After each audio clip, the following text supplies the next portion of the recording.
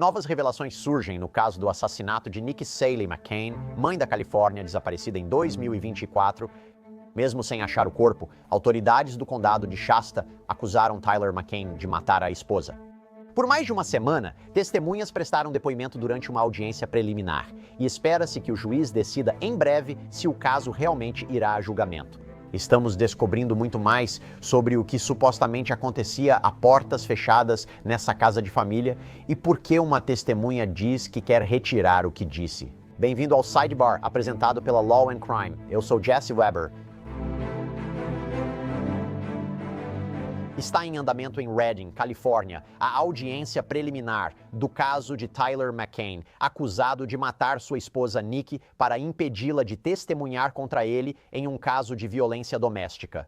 Por dias, McCain e os amigos e familiares de Nikki ficaram no tribunal do condado de Shasta, ouvindo depoimentos sobre o que ocorreu antes do desaparecimento dela em maio de 2024 e quais pistas foram encontradas na busca pela mãe de 4 filhos.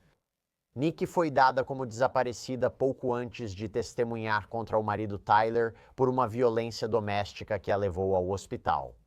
Mas quando as autoridades não conseguiram localizar Nikki, as acusações contra Tyler tiveram que ser retiradas. E, em agosto, os promotores anunciaram que não só estavam reabrindo o caso de violência doméstica, como também estavam acusando Tyler pelo assassinato de Nikki. Embora os restos de Nikki não tenham sido encontrados, acredita-se que ela esteja morta. Ao revisarmos cada dia da audiência preliminar, você entenderá a teoria dos promotores. De acordo com o promotor, porém, esta é a primeira vez que um caso de homicídio sem corpo foi acusado no condado de Shasta. Agora veja o que o xerife disse sobre a prisão de Tyler. No dia seguinte ao assumir o caso, os detetives cumpriram mandado de busca na casa de Nick e Tyler. Itens de valor probatório foram apreendidos como evidência, mas Nick não foi localizada. Em 25 de maio de 2024, o veículo de Nikki, uma Chevy Avalanche, foi encontrado por um cidadão fora da rodovia 36, perto de Platina, na divisa dos condados de Shasta e Tehama. Detetives e peritos criminais analisaram o veículo e encontraram evidências físicas que indicavam crime. A área onde o veículo de Nikki foi encontrado foi amplamente vasculhada por funcionários do escritório do xerife e nossas equipes de busca e resgate. Mas novamente Nikki não foi encontrada. Desde o início desta investigação, detetives, policiais e agências parceiras trabalharam incansavelmente para localizar Nikki e determinar os eventos que cercam seu desaparecimento. Os detetives cumpriram mandados de busca, realizaram inúmeras buscas em campo e várias entrevistas de... Buscamos Nikki com família, amigos e conhecidos, mas ainda não a encontramos. Com base nas evidências coletadas, nas informações obtidas nas entrevistas e no fato de que ninguém da família de Nikki viu ou teve notícias dela desde o seu desaparecimento, os detetives determinaram que Nikki é vítima de homicídio. Os detetives também concluíram que o marido de Nick, Tyler Scott McCain, é responsável pela morte e desaparecimento de Nick. Detetives conseguiram recentemente um mandado de prisão por homicídio contra Tyler McCain. E hoje, por volta das 10h15 da manhã, Tyler McCain foi preso. Ele foi fichado na cadeia do condado de Shasta sem fiança pelo assassinato de Nick.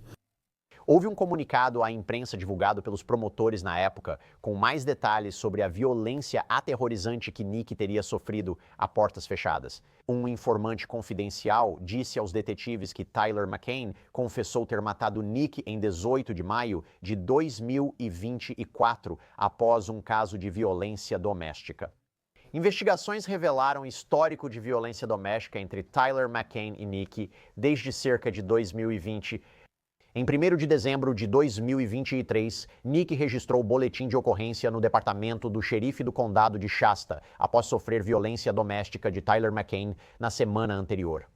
O delegado do xerife procurou Nikki no Mercy Medical Center, onde ela recebia tratamento, e notou ferimentos visíveis no rosto, como olhos roxos e outros traumas. Nikki disse que, em 29 de novembro de 2023, foi agredida fisicamente por seu marido Tyler McCain em casa por cerca de 3 horas.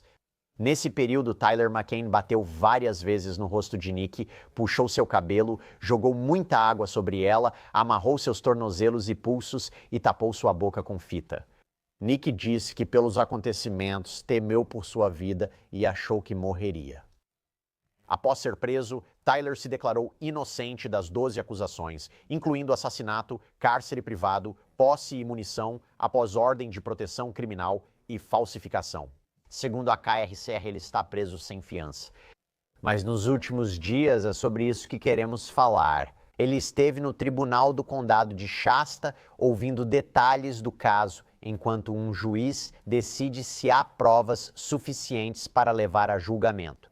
Há causa provável suficiente? É disso que tratamos ao falar de audiência preliminar. Então, para explicar essa audiência, que já dura mais de uma semana, ela ainda não terminou. Quero chamar o advogado Antônio Ozo.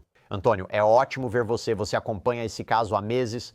Como advogado criminal e ex-promotor, valorizo sua opinião, pois sua experiência inclui muitos casos de violência doméstica. E isso está no centro do que estamos discutindo aqui, com base nas alegações do promotor. Então, quero analisar o que foi apresentado nesta audiência até agora. Agora, para deixar claro, câmeras não foram permitidas na sala do tribunal, mas estamos recebendo esses relatos de veículos locais como a KRCR-TV. Também a mídia independente Shasta Scout e o jornal Record Searchlight. Eles detalharam o que as testemunhas relataram em cada dia. Vamos ao primeiro, 4 de setembro. A promotoria chamou sua primeira testemunha, o detetive Jeremiah Cassinger, do Departamento de Polícia de Reading, que relatou que Chloe, irmã de Nick, denunciou o desaparecimento após Nick parar de responder mensagens. O detetive testemunhou que Chloe lhe disse que Nick havia feito várias denúncias de violência doméstica, incluindo uma em que Tyler supostamente apontou uma arma para ela, ameaçando matá-la. A próxima testemunha foi o primo de Tyler, Larry Fultz. Ele contou que em 20 de maio, 2 dias após Nick ser vista, Tyler foi à sua casa pedindo carona e segurando um galão de gasolina, dizendo que seu carro estava sem combustível. Fultz relatou que Tyler murmurava para si mesmo. Ele achava que Tyler usava metanfetamina e Fultz afirmou que Tyler e Nick também consumiam a droga. Um delegado relatou ter encontrado a Chevy Avalanche de Nick em 25 de maio na rodovia 36, afirmando que sentiu cheiro de morte e viu moscas e mosquitos ao redor da caçamba, coberta do caminhão.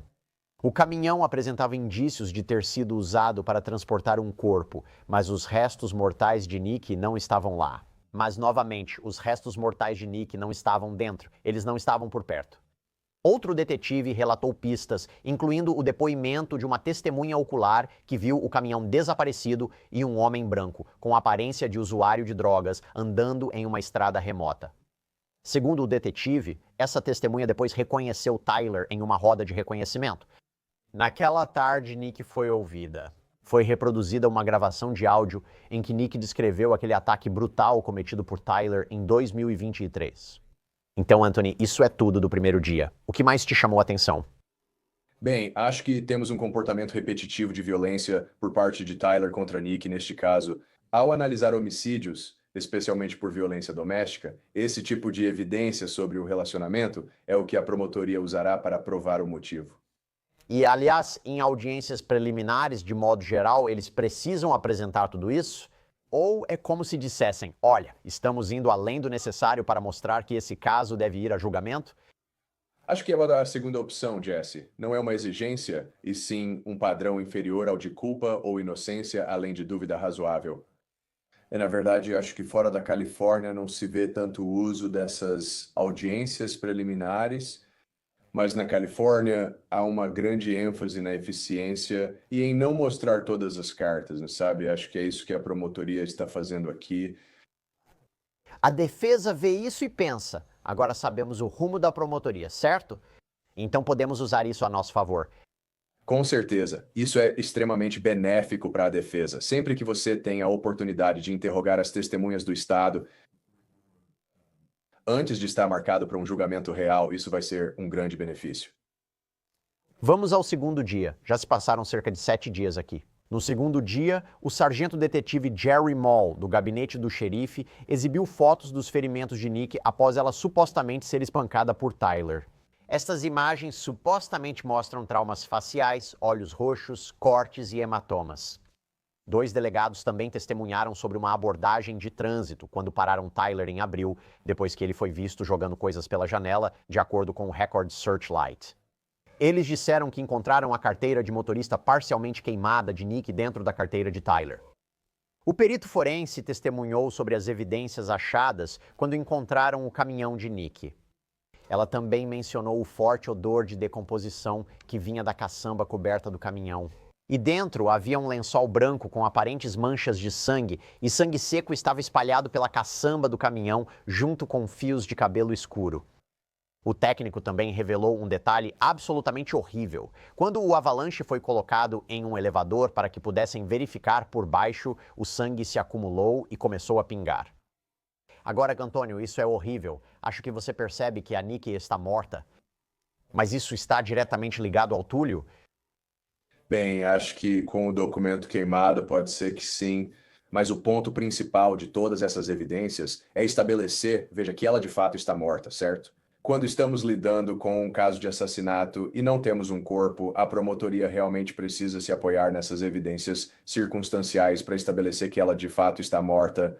E quando você tem o carro dela com o que parece ser uma cena de crime de assassinato e o fato de que ela está desaparecida e não foi encontrada, acho que isso pode pelo menos estabelecer causa provável do elemento de que ela não está mais viva. E quão difícil é processar casos sem corpo? É significativamente mais difícil do que quando você tem um corpo, porque no final das contas, a defesa sempre pode se apoiar no argumento de que isso é dúvida razoável. Ninguém dúvida razoável, não é?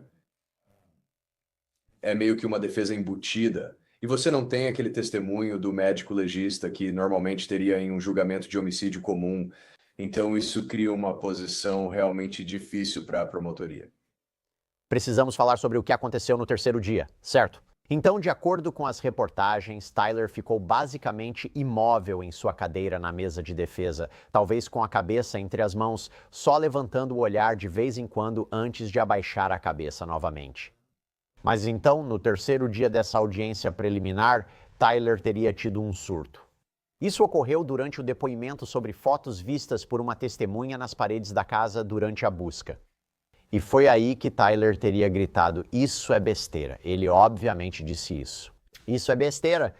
Agora, de acordo com o Shasta Scout, abre aspas, ele perguntou ao tribunal por que colocar fotos de sua família na parede de sua casa seria algo ruim, antes de afirmar enfaticamente que nunca deveria ter sido preso. Então o juiz acabou pedindo uma breve pausa enquanto o advogado de Tyler conversava com ele. Anthony, o que você acha disso? Sabe, em uma audiência preliminar, Jesse, onde é só o juiz que atua como avaliador dos fatos, acho que não é tão grave quanto se você tivesse 12 pessoas no júri, sabe? Um júri completo assistindo a isso. Então, obviamente, você não pode ter Alex Bruce no tribunal, mas acho que o nível de prejuízo para Tyler McCain é menor porque é um juiz, e o juiz deve, sabe, agir com lógica, ser neutro e não agir por emoção. Sim, mas o conteúdo do surto, a ideia de que ele aparentemente ficou chateado com essas fotos sendo mostradas, parecia, de novo, não sou leitor de mentes, não sou psicólogo, mas parecia que ele não entendia muito bem por que aquilo era relevante, certo? Por que é ruim ter fotos? Sabe, ter fotos em casa? Por que isso está sendo usado pela promotoria? Por que isso está sendo apresentado como prova? Não posso dizer. Eu realmente não sei qual é o objetivo deles aqui. Ele deve saber que esses procedimentos são públicos. E você sabe, sempre que algo está nas notícias e aparece em uma audiência, é provável que acabe na mídia. Por isso, né, acredito que isso pode causar certa frustração. Nem toda prova apresentada pela promotoria comprova um elemento do crime.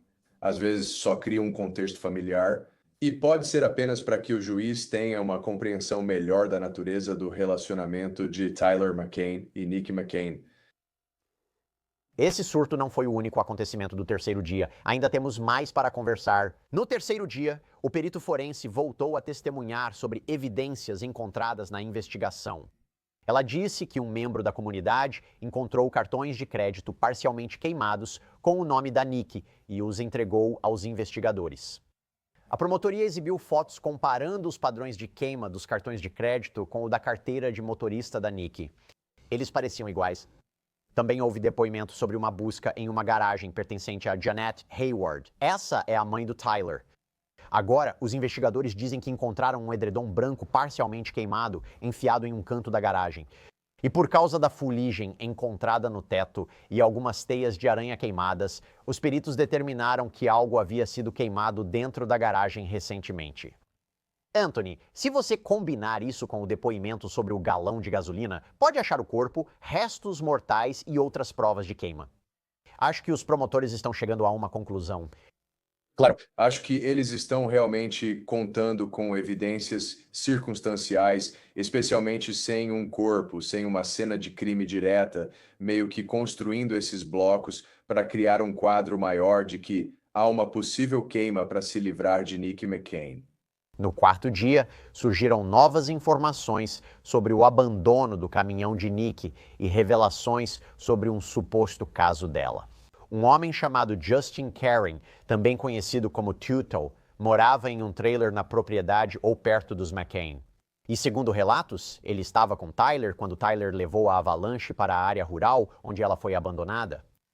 Caring disse que perguntou a Tyler se o caminhão e algo dentro dele precisavam desaparecer, ao que Caring afirma que Tyler respondeu que sim. Na sessão da tarde do quarto dia, o tribunal ouviu Luiz Barrajas. Agora, ele disse que conheceu Nikki enquanto trabalhava em uma loja de celulares e que o relacionamento deles acabou se tornando romântico. Ele disse que Nikki contou que estava se divorciando. Ele também relatou que Nikki foi à sua casa após ser espancada e torturada por Tyler naquele violento incidente de violência doméstica. Agora, Anthony, vamos a isso. Por que o caso, a separação aqui, esse aparente caso, por que esse é um testemunho importante? É o motivo, Jesse. É meio que a razão, a culminação de toda essa violência que aconteceu até aqui e potencialmente a percepção desse fato foi o que levou Tyler McCain a matar Nikki McCain.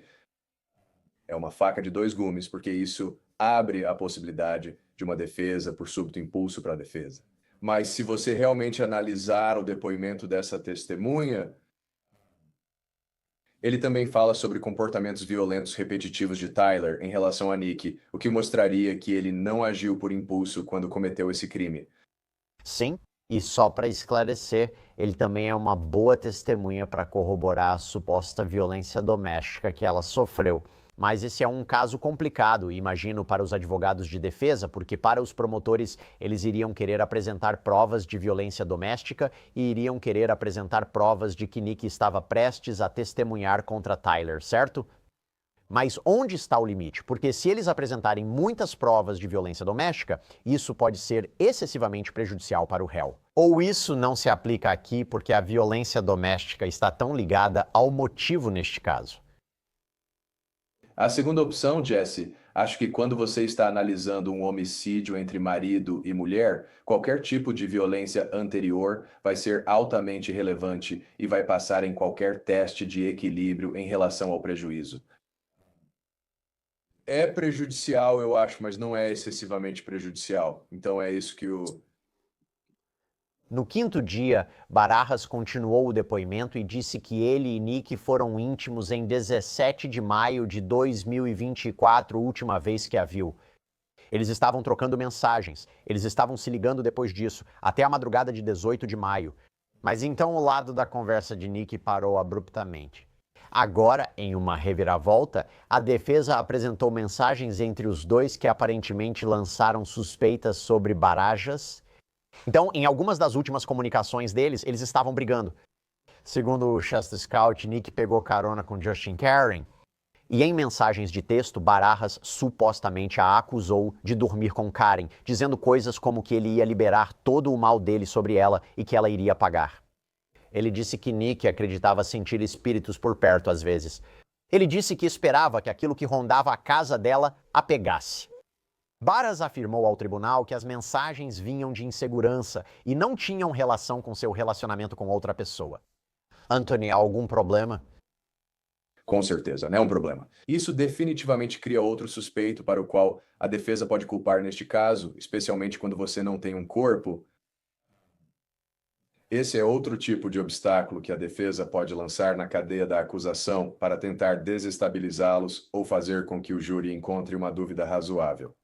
Então, isso definitivamente é um problema.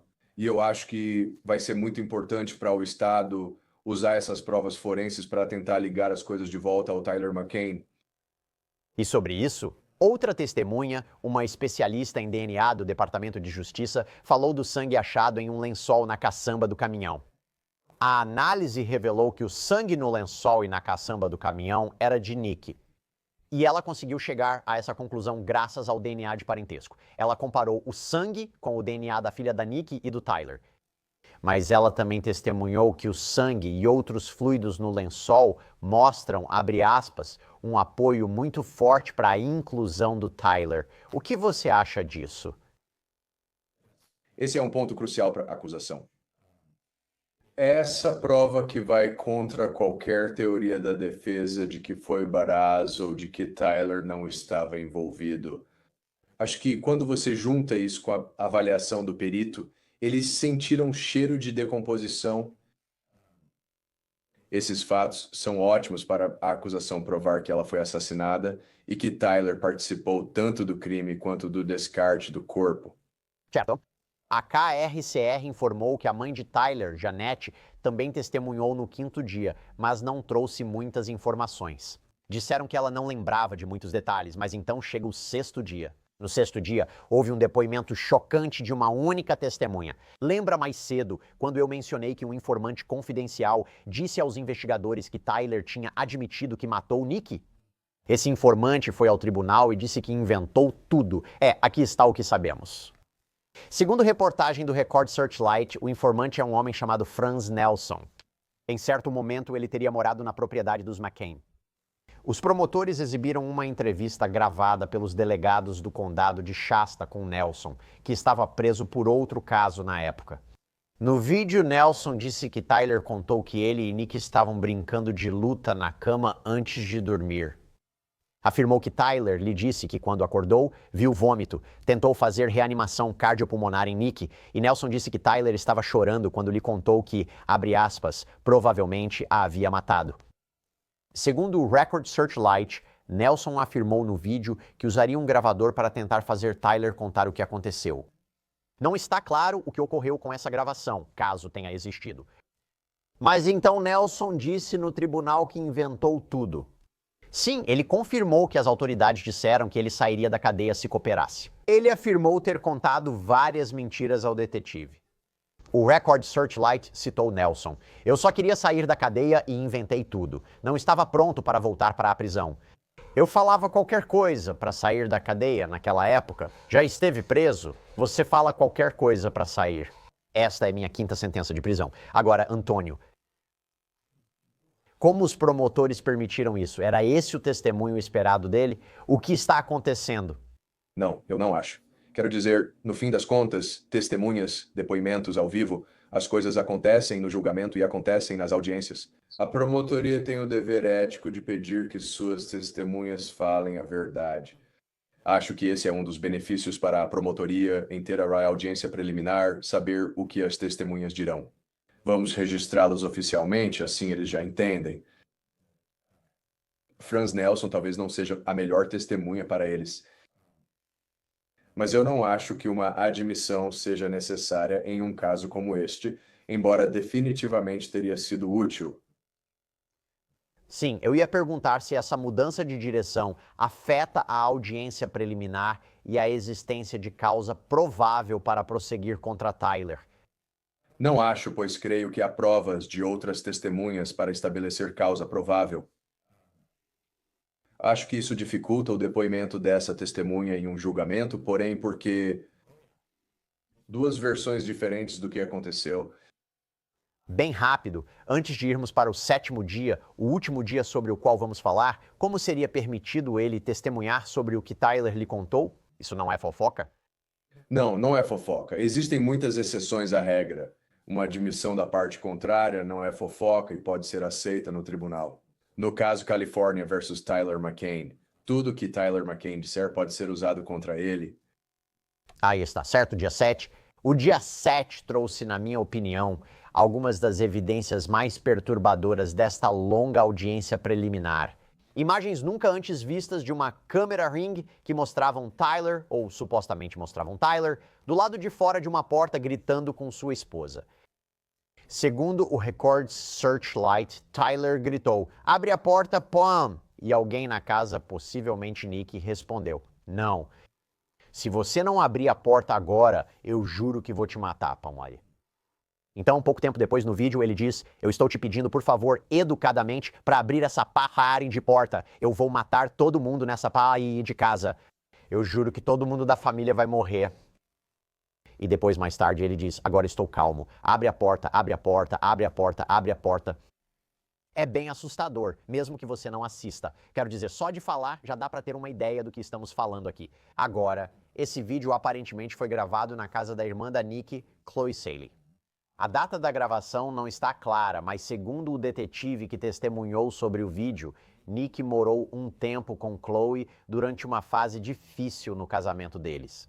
E isso foi vários anos antes do desaparecimento e da morte da Nick. Aliás, o Record Searchlight informa que atualmente a Chloe tem a guarda dos 4 filhos que a Nick teve com o Tyler.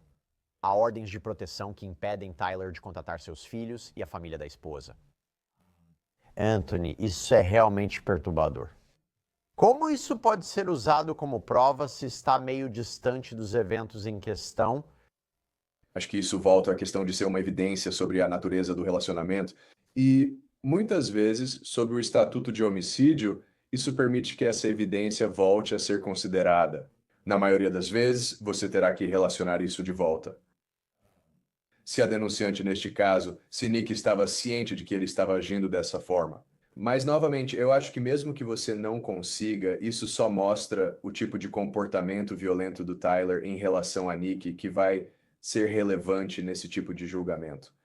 Ele não pode negar que é sua voz se a gravação for autêntica, certo? O que advogados de defesa poderiam argumentar? Sim, ele estava com raiva. Quem nunca? Mas isso não faz dele um assassino. Você poderia argumentar isso, mas eu acho que há outras evidências e outros atos violentos que a promotoria meio que rebate com isso. Mas a defesa provavelmente tem que explicar dessa forma. Muito está em jogo. Ele pode pegar prisão perpétua sem liberdade condicional se condenado por assassinato. Então vamos ver como esse caso vai se desenrolar. Mas Antônio Oso, muito obrigado por dedicar seu tempo. Agradeço de verdade. Obrigado por me receber, bom te ver. E isso é tudo que temos para vocês agora aqui no Sidebar. Pessoal, muito obrigado por nos acompanharem. E como sempre, por favor, inscreva-se no YouTube, Apple Podcasts, Spotify, onde quer que você ouça seus podcasts. Você pode me seguir no X ou no Instagram. Eu sou Jesse Weber. Vejo vocês na próxima.